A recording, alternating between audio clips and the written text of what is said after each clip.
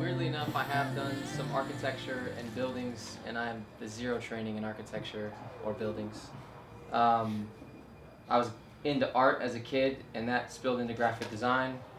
And most of my early career was strictly graphic design, and that's kind of, I realized I had an interest in brand, more from the standpoint of what it did to people and what the tribal nature of us as human beings. So that started nerding out about that. And I met what became a good friend and business partner who was an architect. So since we have one of those here, I can speak a little to that. And he designed corporate offices, and that like freaked me out. I was like, this is probably the coolest. Like, he gets to ask things that you only hear when you design someone's home. And if I ask someone, like the CEO of our company, some of the things that he was able to ask, and they seemed totally fine with that, I feel like they'd laugh me out of the room and be like, you're here to make a logo, just shut up and get over here. So there was something there that made it interesting to me. After a stint with architecture, and I'm a consultant on it now, but that moved into starting a studio here in Utah. It was called Number 4. And we did that for a while, and really I take the first 12 years of my career, and if you make a shortcut, I was really tired of designing all of these things for people that I had no control over how it was made. There was always someone between me, or actually no one involved. We just sent artwork to a client and they would have it made, and that frustrated me. Understanding like the means of production and like how things are made and how I feel like you can control and like the way you can design or think through something opens up when you actually know how those things are accomplished. So we started what is called Untitled. And the premise of that was to take a studio on this end, manufacturing and production over here, and actually create something that's connected. So I would say most of that was foolishness and arrogance in the beginning, feeling like we could just do it better because we cared more. And it's not that simple. So the first, So the first few years for us was really, and we started very undercover, just like trying to work it out and figure out like how can we make any one thing we set out to make better. And I think a lot of those challenges are often that the way someone like a tradesman in architecture, when they're building a building, they're only usually asked to do it one way, and they're kind of paid to stamp it out in that way. So when you try to break that mold or ask them to rethink it, that usually just means more expensive or more time, or I just don't want to do this. So to really like uncover each time we start a new project, it's been probably one of the most exciting things for me. Is I love to learn, and we're kind of really being forced to do that every day.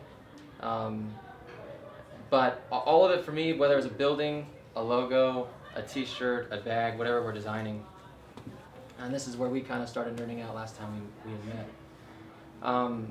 I'm really fascinated by why we all come together, and I think that the things we make, whether you're an artist, whether you're a developer, whatever you make is a direct representation of the way you feel about either the individual you're making that for or the craft itself.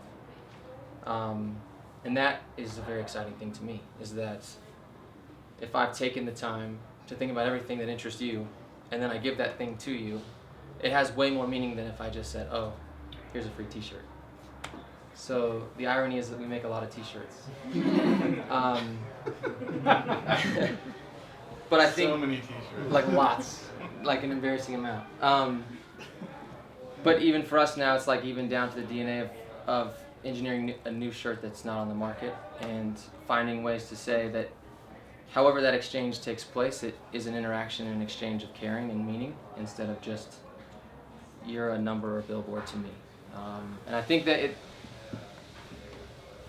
what's hard for me is I feel like the way I view it is something I think we all view. So I appreciate you saying that. I think maybe I look at it differently. I think more of it is just trying to observe the innate behavior in all of us and what makes us tick, what makes us upset, what makes us happy, and maybe just spending a lot more time in understanding that connection instead of just exporting. So David Rudnick, if you don't know who he is, he's like a little hero of mine.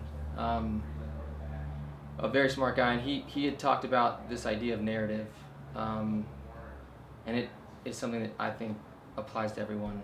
And that was that he gave an example of like if human beings are like a Google index, and our brains work like this database of experience to log what we would define as, let's call it, like he used the reference of a chair. If I were to say a chair now, that reference might be the chair in grandmother's house. It could be the chair that you sit in every day at your office. It could be the chair that, was in front of the couch that grandpa watched his sports on. But whoever made that chair actually is shifting your narrative, or at least has the opportunity to change the way you see that object or that thing. Apps do that for us. We were laughing because even like YouTube Kids, we're doing some work with an agency out of LA that represents digital talent right now. And I was laughing because one of the people they represent makes these bows. And my wife's bought these bows, and I'm pretty sure they're way more expensive than they should be. But this girl who recorded herself has now impacted, because of this channel, like this entire ecosystem and economy that a 9-year-old is selling. And my wife, who probably has no idea other than, I think her name's JoJo Siwa or something like that. Like that, those are the JoJo bow, and my daughters needed them, and they're like the size of like a UFO on your head. But it's JoJo bow. It's a yeah, and it's a big deal. That's catchy. So I think her dog is also named Bobo. So yeah, All branding. so I think that without going forever, that idea of recognizing that we have an opportunity in everything we make to start and change a narrative. And like I focus a lot on experience, which I think has become a buzzword in the design community and kind of bastardized, like brand gets bastardized. But when you think about the idea that I think the best definition I've heard of design or of experience is that a mind once stretched by experience can never return to its original form. Like you've literally warped the way they view and see the world, and we saw it with the printing press. And what that did, it was a revolution. It wasn't just that people could now print books. That to me is exciting. And I think that that's the energy that I put into everything that I touch. It's what we focus on heavily at our company. And even as we work with other companies, it's just trying to unlock that and say, like, why are you doing this? Does it have meaning? Because if we can tap into that, I think that, yes, it creates commerce, and it enhances economies. But I think more than that, it engages us in the most human way, which is, I say with a smile because I feel like I live in like a very cheesy world. It is unicorns and fluffy things and rainbows, and I like that. Because I still think that even if we want to put on a tough skin, that's how we operate. It's the friends we keep. That's our real family. Is regardless of bloodline, it's those people who engage with us and seem to care and go as far as they can to stretch and change that narrative. But even if you're designing a hat, let's say, I mean, couldn't you basically design the best hat that they've ever worn and be happy about that? Well, that's what we try to do. I know, exactly. That's Yes. my point. Is like design isn't just about like. So I think it's really fascinating that you have like this really interesting niche of designing products that people wear every day. Yes. Potentially. Yes. And I wear hats, but I have my favorite hats, and you have the ability to make sure that that hat is my favorite.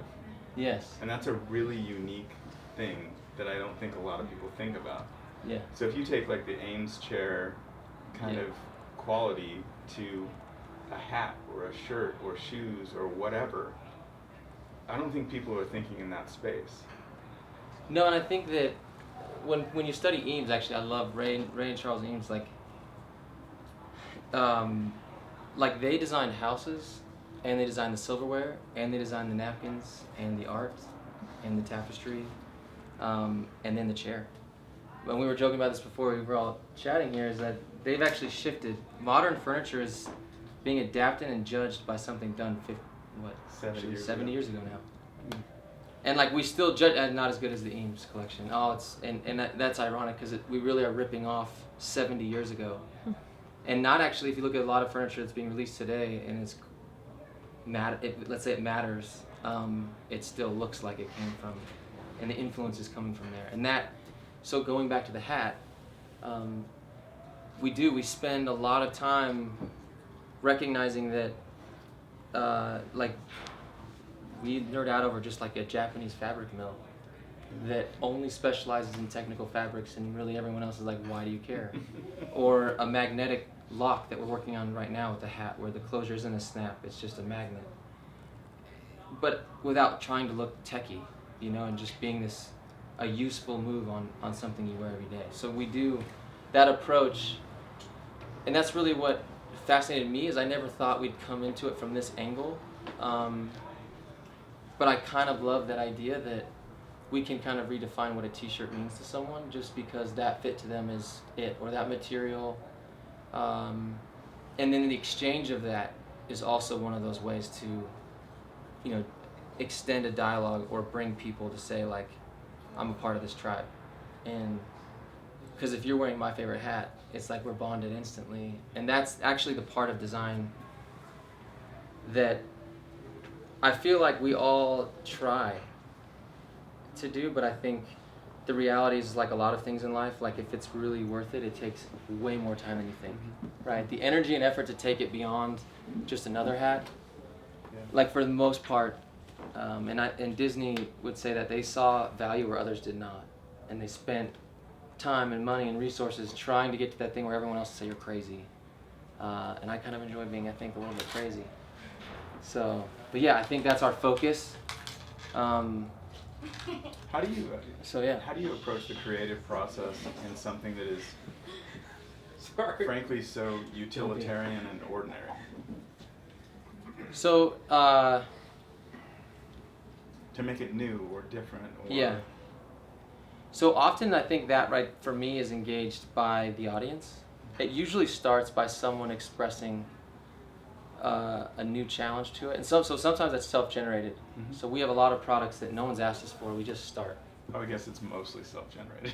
Yeah.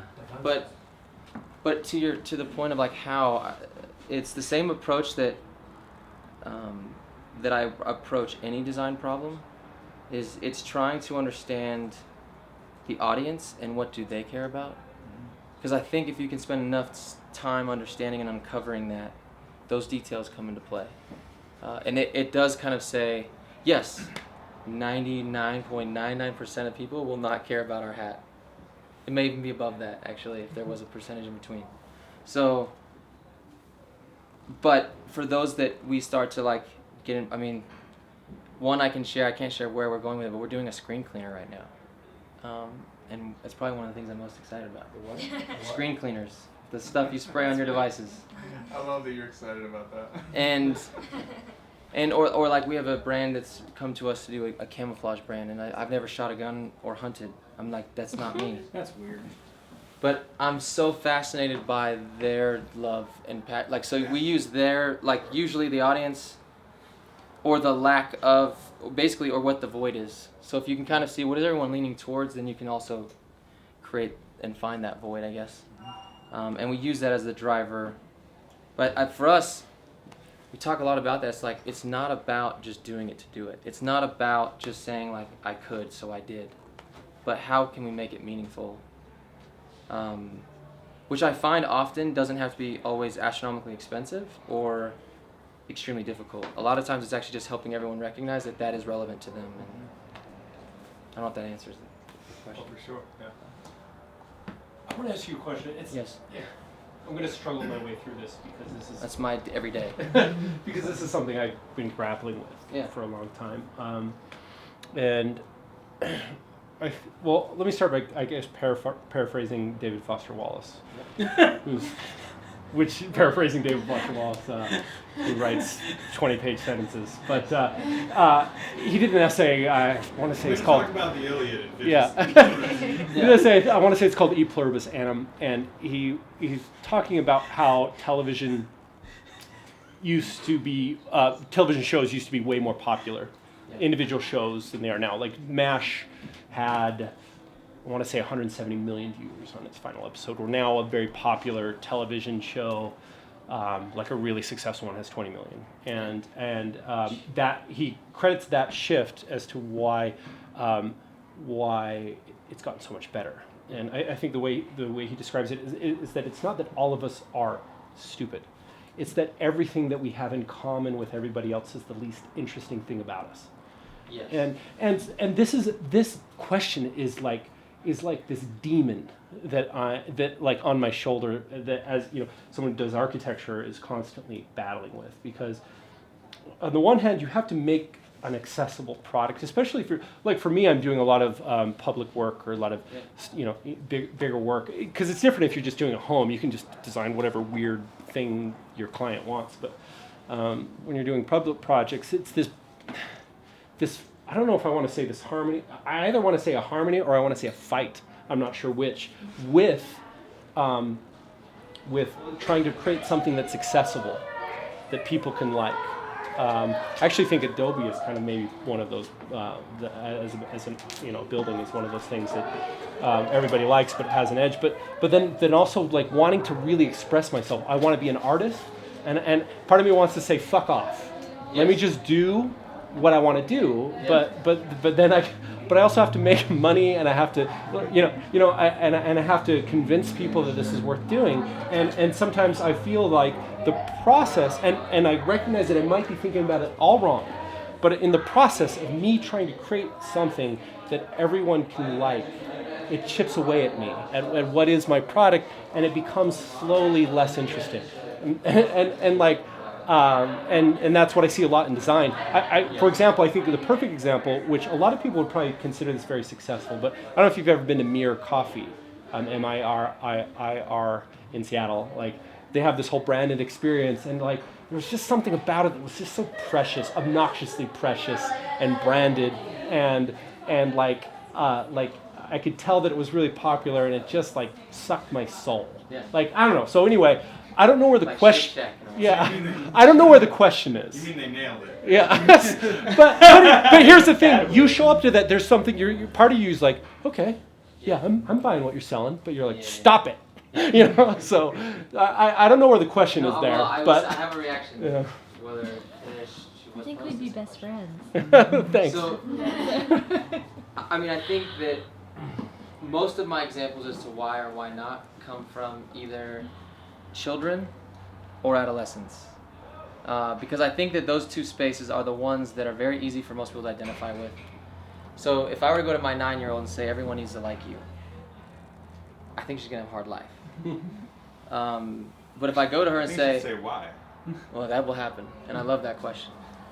But if I go to her and say, like, you need to find the things that make you the happiest and have the greatest joy, and do that regardless of who likes you, and the people who need to and want to will. And I think that everything we design, it's really recognizing that it isn't everybody. The reality is that if you do anything, I believe if you're going to do that thing that actually changes the narrative, that shifts it forever, the chances are you have to have at least some people scared and some people to the point of tears. And there is somewhere like in between that the masses will shift to. But if you look at anything, not anything, but if you look at the iconic things that have changed the way it was viewed, it started with the one. And maybe the way that I try to navigate that is still spending enough time understanding like the DNA behind the idea, the meaning to the individuals, because usually you are using their words. By the time we've actually ever, and I can say this for everything we've ever submitted, most of the time they actually feel like they already knew that in their head, and they've never seen it. I have very rarely found that they're like, they might get really excited, but like as we bring them through the process, they are so a part of the process that it actually feels like it was already there, and they've never done it before. Adobe's a great example of that. That was a building designed, we started with the interior first, and the shell came after. And the idea to go over the road came from a statement from Josh James when he was leaving that project, and he said, look, Adobe just bought me and I'm out because they've forgotten that breaking rules is how they got here. So all of it came from meaning. So going over the road, we were using their own DNA against them. And as many people would say like, oh, that's crazy, it really wasn't. To them, it's like, so I read, and this is how I do, I dove in, I read Adobe's history book, I read all the Steve Jobs information I can get, I read his autobiography, and I would be able to go back and say, like, Xerox PARC is where you came from. This is how you were built. You were built in this format of saying, screw the system and go do it this way. And now it was all rules. If you saw their headquarters in San Jose, it was a bank's offices, Been there. right? So it's like it was to think that all people making anything creative on a computer were basically using this software was coming out of those 3 buildings in San Jose. It would just be more than ironic. Like, And the irony in that is that their roots are in Utah. yes, yeah, Like they started. I mean, he went to school at University of Utah. yes. And then started. Yeah. So can I?